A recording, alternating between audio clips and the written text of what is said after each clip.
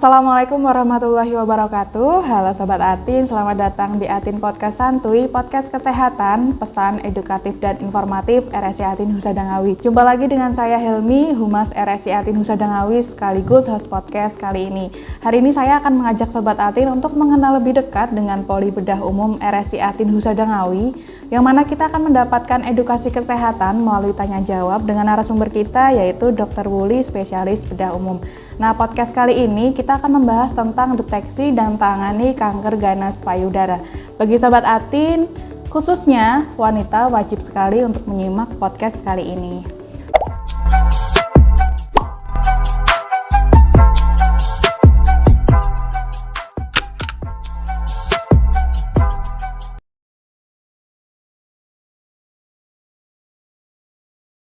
Selamat pagi, dokter. Gimana kabarnya, dok? Hari ini cuacanya berubah-ubah gitu ya, dok? Dokter, pertama bisa perkenalan dulu ke Sobat Atin kita semua. Saya Dr. Wuli, kebetulan saja dokter spesialis bedah di Rumah Sakit Islam kita, Atin. Jadi kebetulan ada ilmu-ilmu sedikit yang kita mau bicarakan tentang benjolan di payudara secara umum pada wanita. Nah, nanti kita bicarakan sesuai dengan ngobrolan pagi ini. Terima kasih. Terima kasih dokter untuk perkenalannya. Dokter, kita masuk nih. Perlu Sobat Atin ketahui bahwa topik kali ini sangat spesial karena Dokter Wuli sendiri ya menyarankan untuk mengangkat topik ini. Nah, boleh dijelaskan secara singkat, dok, mengapa dokter memilih topik ini untuk kita angkat di podcast?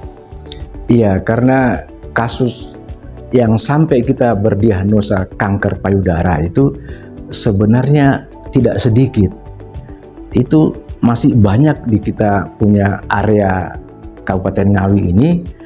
Itu saya mengambil kesimpulan suatu ketidaktahuan.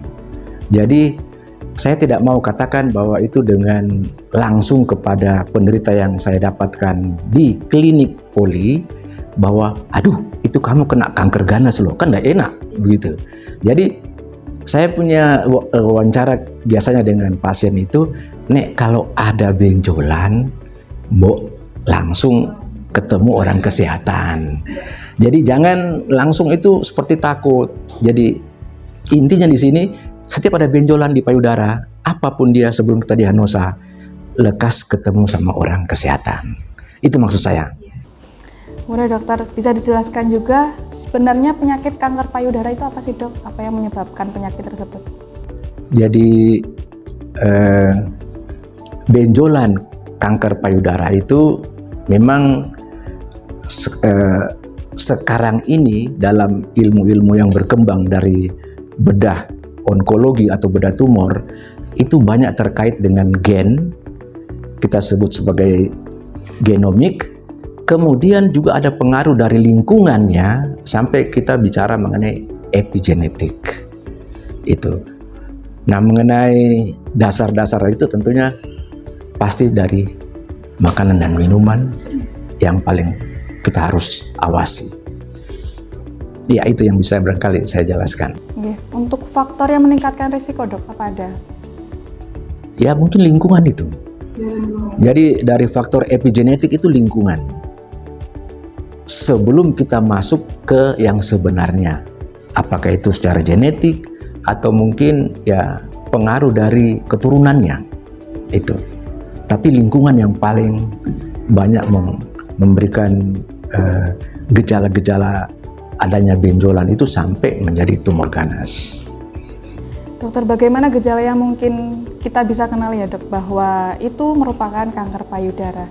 Atau ada cara pemeriksaan sederhana yang mungkin Sobat Atin bisa lakukan secara mandiri untuk mengenali bahwa itu merupakan penyakit kanker payudara? Itu baik sekali. Jadi kalau penderitanya bisa diajak bekerja sama karena dia sudah merasakan ada benjolan, itu dia ke poliklinik kita memeriksakan diri, kami memeriksakan bentuk payudaranya dulu. Jadi secara periksa pandang, apakah ada tanda seperti kulit jeruk? Itu tanda utama dari juga suatu kanker payudara. Kedua, mungkin ada ketertarikan puting payudara itu lebih masuk ke dalam kelihatannya. Dan kalau yang sudah seperti yang sudah kejadian yang sudah tingkat-tingkat lanjut, mungkin ada luka. Itu kalau sudah ada luka itu boleh dibilang sudah tingkatnya sudah lebih jauh. Tapi kalau yang pertama-tama itu ya benjolan, kemudian kalau ada disertai di sekitar benjolan itu ada kulit jeruk, itu menandakan kanker ganas. Tapi kami biasanya itu jangan sampai ke situlah, karena kita mau cari benjolannya tuh. Berarti memang secara fisik pun sudah kelihatan ya dok bahwa itu merupakan. Jadi ingat, kulitnya seperti jeruk, itu kalau ganas. Kalau tidak ganas tidak ada begitu, tapi bisa teraba, bisa terlihat juga ada benjolan, walaupun itu bukan atau belum menjadi ganas. Nah itu perlu pemeriksaan lanjut. Ya, dokter, untuk penyakit kanker payudara ini bisa diidap mulai usia berapa ya dok? Ya mulai kira-kira itu 25 tahun ke atas, itu yang banyak karena ada faktor hormonal. Jadi hormonal dari si wanita. Itu yang banyak itu. 25 ke atas. Semakin banyak tahun, apakah juga semakin berisiko dok? Saya ada dapatkan di klinik itu sampai usia 65 ada. Ada. Tapi yang bergeser di antara itu yang banyak ya antara 25 dan ya sekitar 40-an lah. Itu yang banyak di situ. Dokter, kemudian kita lanjut masuk ke pengobatan dok. Bagaimana proses untuk pengobatan kanker payudara ini dok? Apakah membutuhkan waktu pemulihan yang lama? Ya tergantung juga dari stadium kankernya. Kalau stadiumnya itu masih stadium awal, itu cepat. Tapi kalau stadiumnya sudah lanjut, itu mungkin harus berperiodik. Itu begitu. Apa dampaknya dok ketika memang sudah ada gejala tapi tidak segera ditangani? Ya dia akan berlanjut menjadi suatu tumor yang bisa melebar jalannya di dalam tubuh kita sampai ke yang dibilang itu metastasis. Jadi nanti dia akan berpindah-pindah ke organ-organ kita selain payudaranya. Itu bisa nanti di paru-paru, bisa di hati, bisa juga di otak, dan seterusnya. Malah lebih bahaya lagi dok. Oke. Terakhir dokter, bisa dijelaskan kepada sobat Atin kita semua cara pencegahan agar kita tidak mengalami penyakit kanker payudara ini sendiri. Nah, ini tujuan juga untuk memberikan motivasi juga ke sobat Atin bahwa kita memang harus lebih aware ya dok, atau lebih care terhadap kesehatan kita, terutama kesehatan payudara. Monggo dokter. Jadi untuk pencegahan sebaiknya pada usia-usia yang sudah mendekati dewasa muda dan seterusnya untuk seorang wanita itu bukan harus sering ya, tapi kalau bisa dan mulai merasakan ada yang tidak baik di payudaranya, sebaiknya cepat berkonsultasi. Kemudian kalau memang kita tidak mau berpikir yang itu yang seperti nanti aku kena tumor lah atau apa, makanan dan minuman kita harus jaga.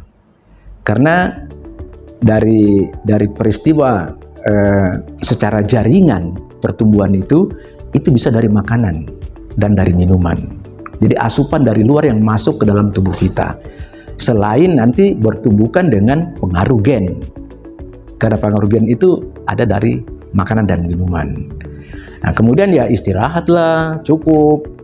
Kita bisa berolahraga, tidak usah terlalu takut atau dibilang nanti kalau saya olahraga malah tambah banyak makannya. Bukan, itu kita ada selalu memberi dan menerima. Jadi itu harus diatur keseimbangannya saja. Itu barangkali. Apabila sobat Atin mengalami keluhan atau salah satu dari gejala penyakit kanker payudara, sebaiknya segera memeriksakan diri ke dokter spesialis bedah umum dan lakukan konsultasi terkait pencegahan dan juga penanganan terbaik. Silakan berkunjung ke RSI Atin Husada Ngawi. Dr. Wuli, spesialis bedah umum, memiliki jadwal praktik hari Senin sampai Jumat pukul 8 hingga 11 dan hari Sabtu pukul 8 hingga 12 waktu Indonesia Barat. Sampai jumpa di Atin Podcast Santuy selanjutnya. Dokter, bareng-bareng ya, menghadap kamera. RSI Atin Husada Ngawi, layanan Islami, profesional, dengan hati. Wassalamualaikum warahmatullahi wabarakatuh. Terima kasih dokter.